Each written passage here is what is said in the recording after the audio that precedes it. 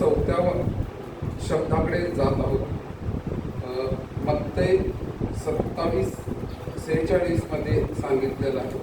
तसंच मार्क 15:33-34 मध्ये पण सांगितलेलं आहे. एलोई एलोई शमा लमा सबकथनी, म्हणजे माझ्या देवा तू माझा त्याग का केलास, असं येशू ख्रिस्त वधस्तंभावर म्हणतो. ते असे का म्हटलेलं आहे. तसंच स्तोत्र संहितेमध्ये जुन्या करारामध्ये भविष्यवाणी पण केलेली आहे. त्यामध्ये असे सांगितले आहे,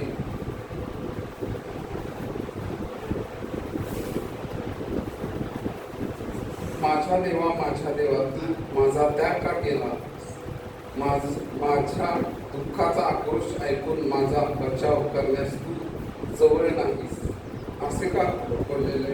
कारण जुन्या करारामध्ये पण हे शब्द बोललेले आहे. तसंच आहे वचन एक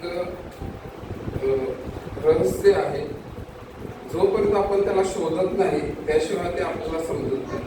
त्यामध्ये कसं आहे, एक नारळ आहे.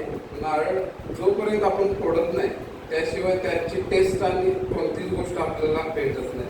तसंच आपण प्रत्येक गोष्ट शोधली पाहिजे आणि त्याचा उलगडा आपण केला पाहिजे. ते या वचनामध्ये जसं सांगितलेलं आहे. जसं आपण पुढे जात आहोत, 7व्या तासापासून ते 9व्या तासापर्यंत दिवसभर अंधार पडला होता. म्हणजेच 12 ते 3 वाजेपर्यंत असे प्रहर आहेत ते. त्यामध्ये 12 ते 3 वाजेपर्यंत मोठा अंधार होता इथे. तसंच ज्या टायमाला 9व्या तासाला येशूने मोठ्याने आरावे मारले आणि त्याने असे बोलले की माझ्या देवा तू माझा त्याग का केलास. त्यावेळेस संपूर्ण निबिड अंधार होता आणि जसं ग्रहण लागतं, ग्रहण पण असं पूर्ण दिवस 3 तास लागत नसतं. तसंच हे 3 तासभर असा अंधारच होता. एकदम एक सुपर नॅचरल प्रकारे सगळ्या गोष्टी तिथं होत होत्या. ते सर्व लोक तिथं पाहत होते.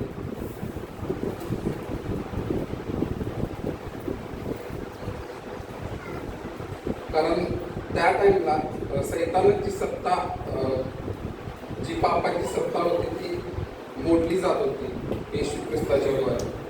आणि तसंच अजून सांगते की मिस्रामध्ये 3 दिवस अंधार होता. सेम तशाच पद्धतीने, कारण देवाने ठरवलं होतं की फारोचा जो गर्व आहे तो मोडायचा होता. त्या पद्धतीतच हे पण आहे की सैतानाची जी सत्ता आहे, जी पापाची सत्ता आहे, ते पापाचं जे कार्य आहे ते सगळं मोडायचं होतं. म्हणून ते 3 तास अंधार पडला होता.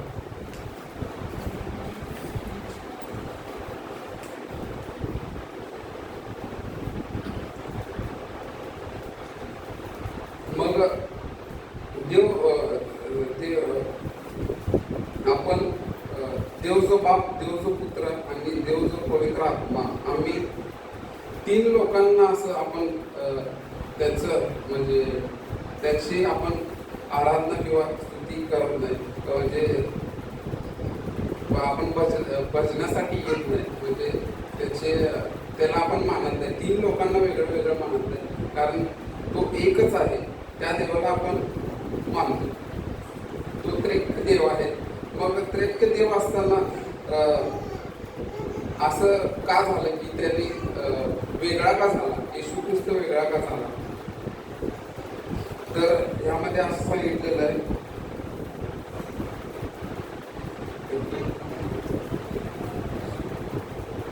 कारण असे का घडले, जगाच्या उत्पत्तीपासून ते येशू वधस्तंभावर खेळेपर्यंत सर्व हे घडत राहिले. कारण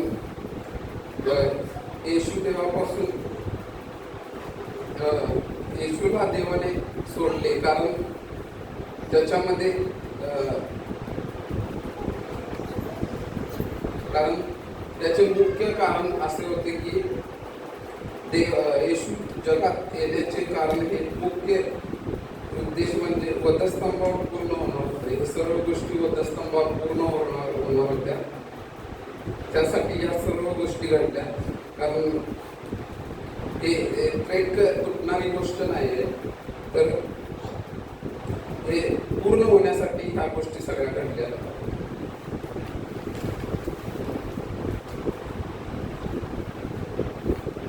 कारण देवाला मनुष्याला बरे करायचे होते. तसंच ह्या पृथ्वीवर भरपूर असे संदेश ते एलिया, एलिशा, मोशे चमत्कार केले त्यांनी. पण देव फक्त चमत्कार व भविष्यवाणी किंवा नुसते काम करायला आला होता काय, तर तसं नाही.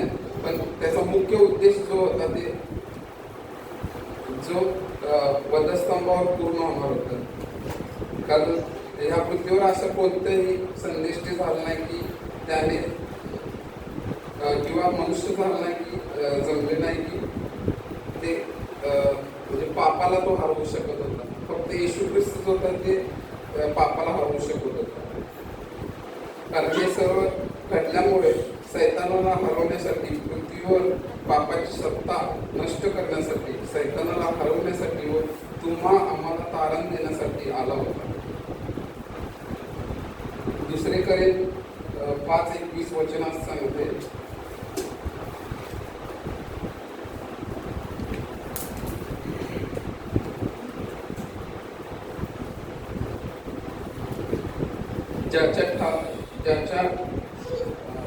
ज्याला पाप ठाऊक नव्हते त्याला त्याने तुमच्या आमच्या करिता पाप असे केले, यासाठी की आपण त्याच्या ठाई देवाचे नीतिमत्व असे व्हा. मग ह्या वचनामध्ये असं सांगितलेलं आहे की ख्रिस्त तुम्हा करिता पाप असे गणण्यात आला. कारण तो पापी नव्हता, त्याला पाप म्हणजे त्यांनी आमचे तुमचे पाप सर्व स्वतःवर घेतले म्हणून तो गणला गेला. त्याने स्वतः तो पाप केला नव्हता.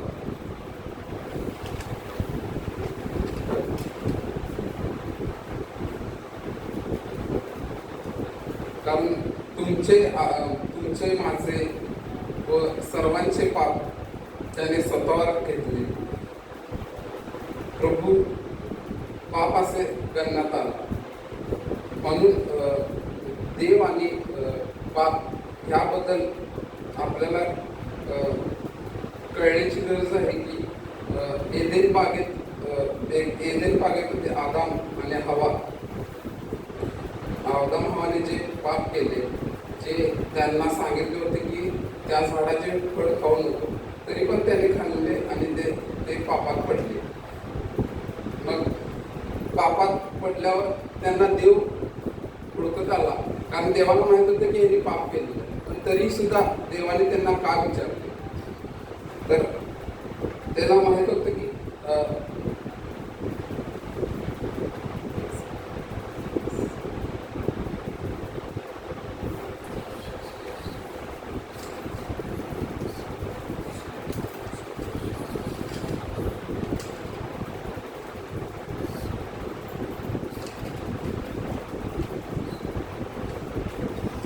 प्रभूला दिसत होते. कारण त्यांनी पाप केलेलं आहे आणि त्यांनी एका झाडाच्या मागे लपतात. तर झाडाच्या मागे लपल्यानंतर त्याला देव विचारतोय, तर त्यांनी झाडाच्या मागून बोलतात की मी ते आहे. मग ते झाड काय दर्शवते की आपल्या जीवनामध्ये जे पाप आहे ते आपल्या देवापासून आपल्याला वेगळं करतं.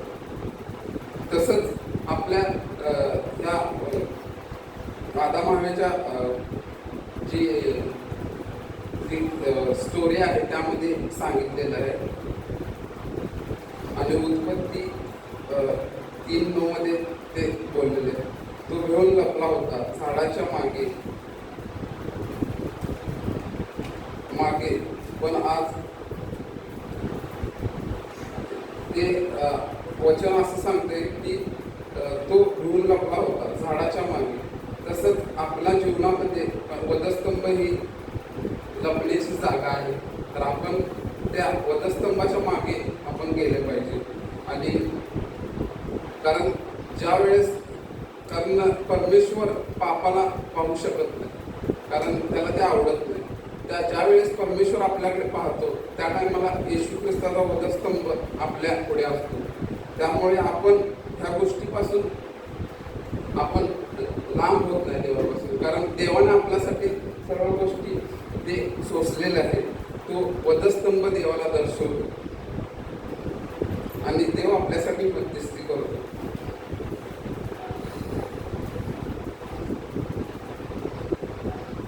तुमच्या आमच्या मध्ये आज वधस्तंभ आहे ख्रिस्ताचा, म्हणून आमचा नाश होत नाही. प्रभूचे रक्त आमच्यावरती आहे.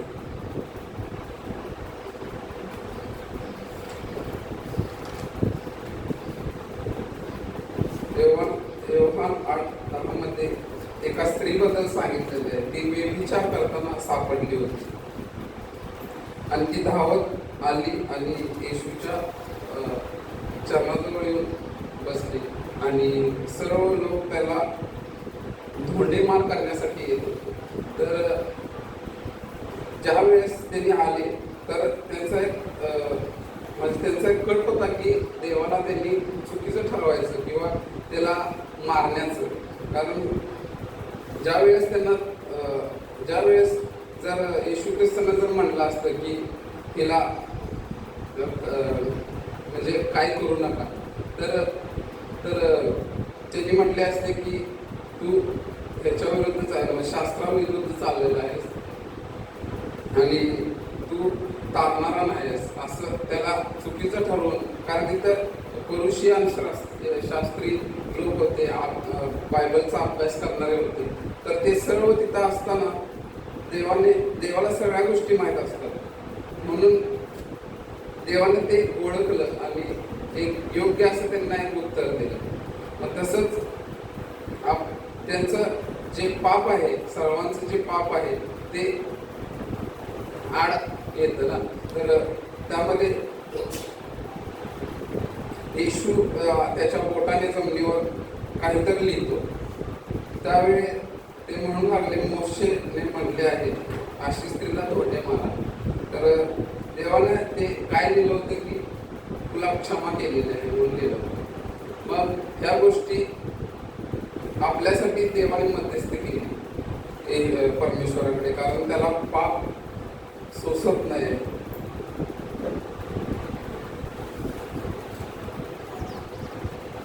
त्यानंतर 10 कुष्ठरोगी होते, ते देवाने पाहिले, देवाकडे आले होते आणि त्यांना बरे केले. त्यावेळेस 9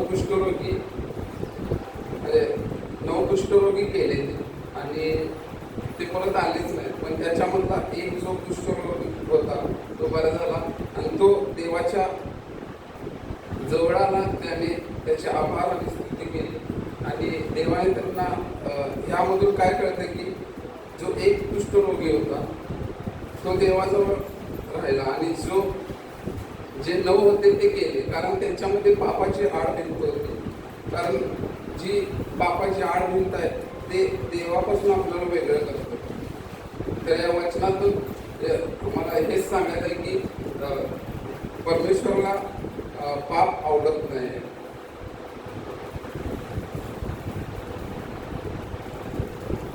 तसंच आदमाच्या बाबतीत पण तसंच आहे की ते झाड दर्शवतं की आपल्यामध्ये पापाची आडभिंत आहे, म्हणून देव त्याला दर्शन देऊ शकत नाही. आणि किंवा ज्या गोष्टी आपण देवाकडे बोलल्या होत्या त्या देव का ऐकत नाही, तर ही गोष्ट आहे की देव त्या गोष्टीला म्हणजे त्या गोष्टीचा वीट करतो की जो देवाला न आवडणाऱ्या गोष्टीपासून तो त्याच्याजवळ जात नाही.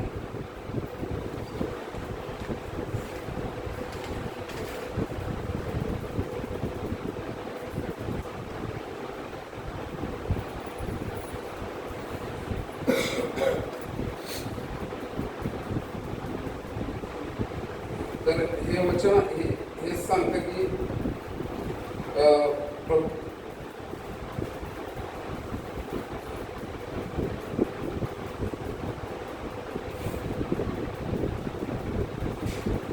कारण हे बायबल असं सांगतं की पापाला